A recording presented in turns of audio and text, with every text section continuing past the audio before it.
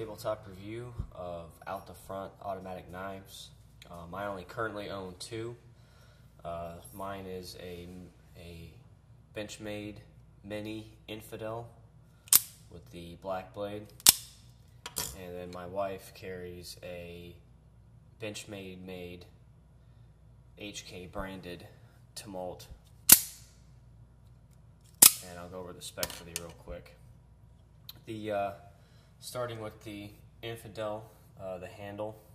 It's a really small knife. I mean, you can see it here in comparison to the Tumult. The handle is 4.1 inches long. The blade is 3.1 inches long. The blade is actually, the overall length is 7.1 inches. The blade's a spear point, flat ground from D2 tool steel. The handle is 6061 T6 aluminum. It's got a little blowhole, I guess you can say, a cleaning port in the bottom of the handle. The total weight is 3.4 ounces, which is pretty light. The full-size version of this has a 3.95 inch blade. It has a very long blade, which I'll get to in a minute on why it's obviously better to have a larger blade, but you'll see the point later on. Something I noticed interesting about this knife, the black blade model, I don't know if the camera's going to focus here, it probably won't, but I was going over the knife and I looked at it, and it actually has a national stock number, a NSN, or I guess you can also call it a NATO stock number, which is basically a 13-digit numerical code for ordering in the military. I doubt this blade or the full-size version of this would go to a normal soldier, but I'm guessing that special forces, I guess, have access to put in an order for one. It does come with a nice little sheath that it can attach to Molly webbing. So that was a nice little touch. I doubt I'll ever use this, but. And then moving on to this is $300 shipped. And then moving on to the Tumult. The Tumult has a 3.5 inch blade, so a little bit longer there.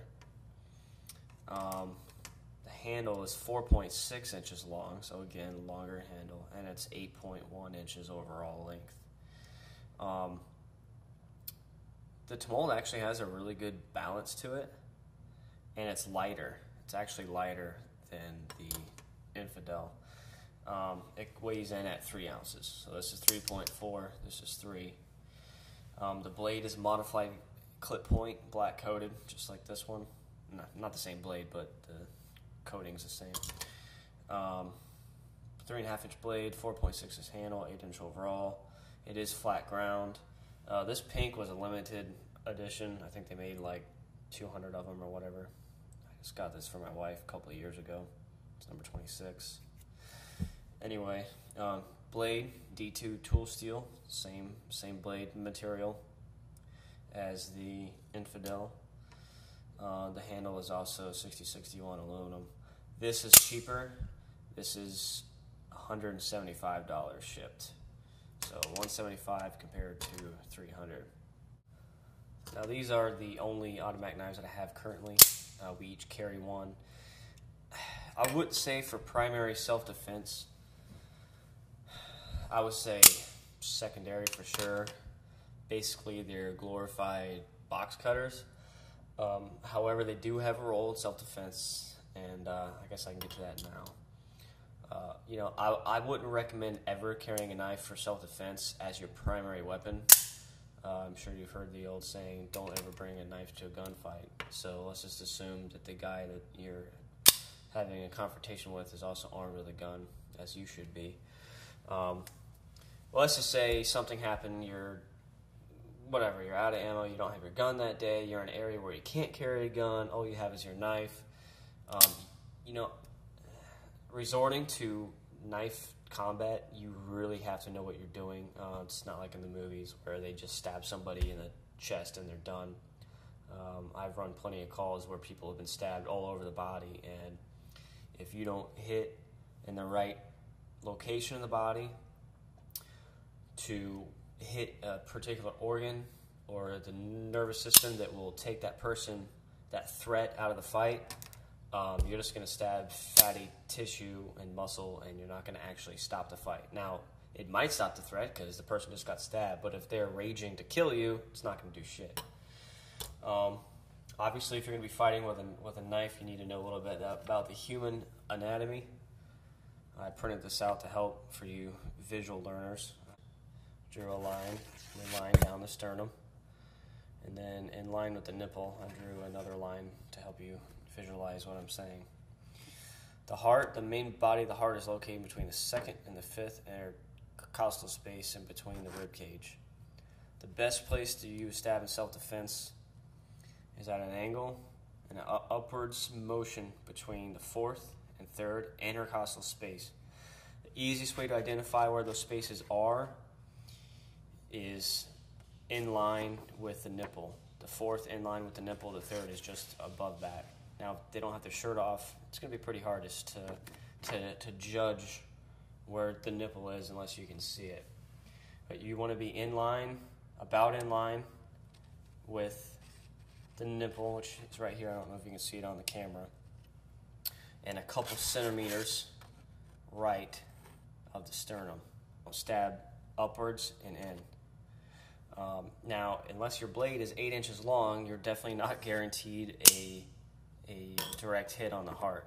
The heart is anywhere from 2 1/4 to 8 inches deep inside the chest, depending on age and body type of the person.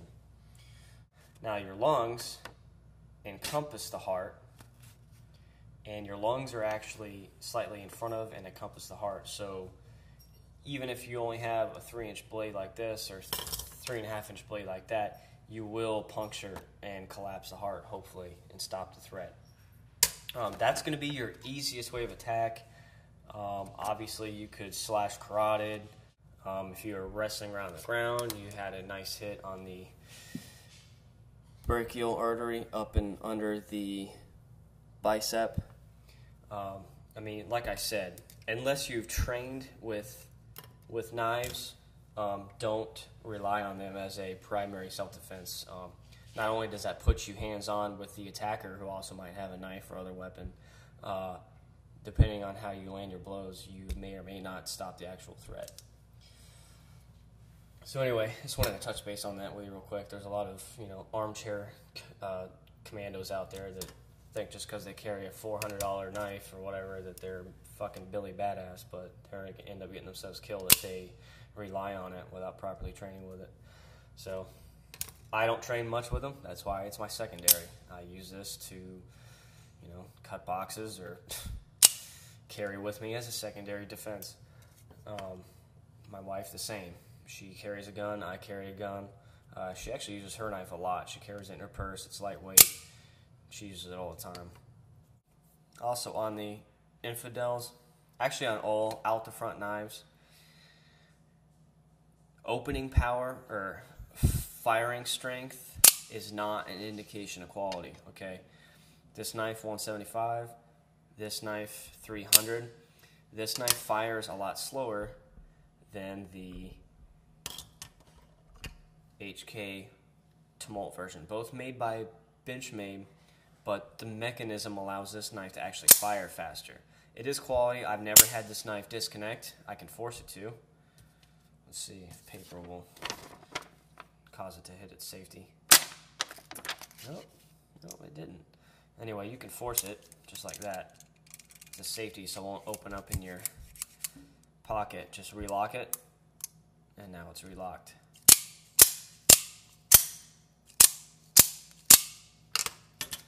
Now, a lot of people shit talk about the Infidel and how it fires slow compared to their Microtechs, which have horrible customer service and bad values as a company.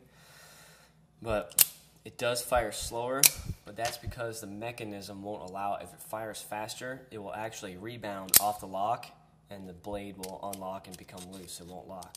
Okay, so these knives are designed to not fire as hard. Okay, the spring strength. It's still reliable. I've never had it unlock on me. This one does fire faster, but again, it's the design. So anyway, if you're looking to get into the out the front knives, I would take a look at these. There's plenty of videos on YouTube of people taking the Infidel series and stabbing it to 1/2-inch plywood and firing it underwater and everything, so I don't need to do that in this video. They're very durable knives. Once it's locked, look at that, cut myself. Once it's locked pretty solid. It's a great knife for self-defense stabbing, and it shouldn't come unlocked should you hit something with the blade. So anyway, yeah, I cut myself earlier when I was fucking around with a knife. All you people that are knife people know that that's a good thing. I have now been blessed by my knife. So anyway, hope you enjoyed the video. It's just a quick rundown on the two knives. I hope to buy more later on down the road.